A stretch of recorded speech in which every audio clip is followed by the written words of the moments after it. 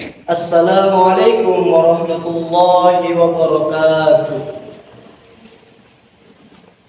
Alhamdulillahi rabbil alamin wa bihi nasta'in ala umuri dunya waddin.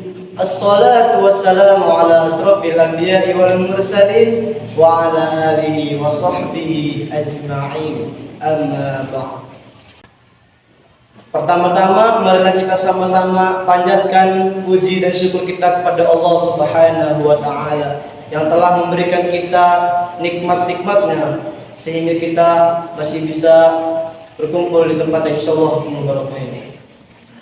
Salawat serta salam marilah kita limpah curahkan kepada junjungan baginda Nabi besar kita, yakni Habibina wa Syafi'ina Sayyidina wa Maulana Muhammad sallallahu alaihi wasallam, yang telah membawa kita dari zaman jahiliyah ke zaman Islamiyah yang terang benderang seperti saat ini.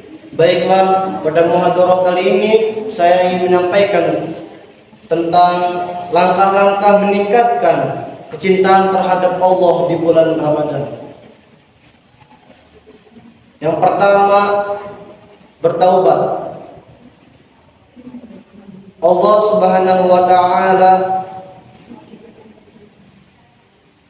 memerintahkan bertaubat kepada kita dengan kalimat tubu sebanyak 7 kali di dalam Al-Qur'an, yaitu di surat Al-Baqarah ayat 54, di surat Hud ayat 3, di surat Hud ayat 52, di surat Hud ayat 61, di surat Hud ayat 90, dan di surat At-Tahrim ayat 8, dan di surat An-Nur ayat 31. Sesungguhnya pengulangan perintah kepada kita untuk bertaubat menunjukkan bahwasannya kebanyakan manusia berbuat kesalahan. Kita menyadari selaku manusia yang diistilahkan para ulama sebagai tempatnya salah dan khilaf.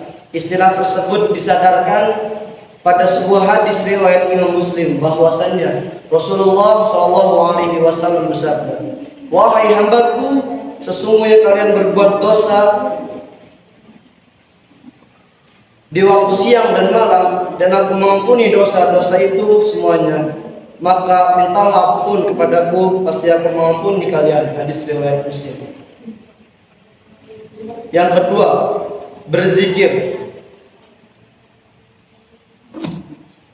Cara kita meraih cinta Allah Subhanahu wa taala juga dapat dilakukan dengan berzikir, sebagaimana yang telah dilakukan oleh para anbiya, di antaranya sebagaimana yang dilakukan oleh Nabi Yunus, Nabi Adam, juga Nabi sallallahu alaihi wasallam. Senantiasa mereka mendawamkan berzikir sebagaimana tersurat di dalam Al-Qur'an maupun hadis, yaitu wa idzan nudi idza dhahaba mughadiba fa qulna allam aqdiru alaihi fatada fil dhulumati alla ilaha illa astaghfiruka inni kuntum minaz zalimin. Artinya, dan ingatlah kisah Zunnun Yunus ketika dia pergi dalam keadaan marah, lalu dia menyangka bahwa kami tidak akan menyulitkannya, maka dia berdoa dalam keadaan yang sangat gelap, tidak ada Tuhan selain Engkau, Maha Suci Engkau, sungguh aku termasuk orang-orang yang zalim. Quran Surat Anbiya ayat 87. Rasulullah Muhammad SAW senantiasa berzikir dengan mengulang-ulang kalimat thayyibah, sebagaimana dijelaskan dalam hadis yang artinya diriwayatkan dari Samurah bin Jundub radhiyallahu anhu berkata, Rasulullah sallallahu alaihi wasallam bersabda, ucapan yang paling dicintai oleh Allah dalam 4 hal, yaitu subhanallah, walhamdulillah, wala ilaha illallah, wallahu akbar. Keempat kalimat ini boleh dimulai sesuai yang ia kehendaki. Hadis riwayat Imam Muslim. Yang ketiga, membaca Al-Quran. Cara lain untuk meraih cinta Allah Subhanahu wa taala dengan membaca Al-Quran. Nabi SAW berpesan, siapa yang ingin berkomunikasi dengan Allah, maka bacalah Al-Quran. Orang yang bisa membaca Al-Quran dengan baik itu ada posisi yang terhormat. Siapa yang bisa membaca Al-Quran dengan baik sesuai dengan ilmunya dan kaidahnya, maka dijamin bersama para malaikat. Yang keempat, berdoa. Allah Subhanahu wa taala berfirman, "Wa idza sa'alaka 'ibadi 'anni fa inni qarib ujibu da'wat da'i idza da'an falyastajibu li wal yu'minu bi la'allahum yarshudun." Yang artinya, dan apabila hamba-hambaku bertanya kepadamu Muhammad tentang aku, maka sesungguhnya aku dekat. Aku kabulkan permohonan orang yang berdoa. Apabila dia berdoa kepadaku, hendaklah mereka itu memenuhi perintahku dan beriman kepadaku agar mereka memperoleh kebenaran. Quran Surat Al-Baqarah ayat 185. Berdoa kepada Allah dengan penuh kesungguhan bahwa diri kita lemah tanpa bantuan Allah Subhanahu wa taala.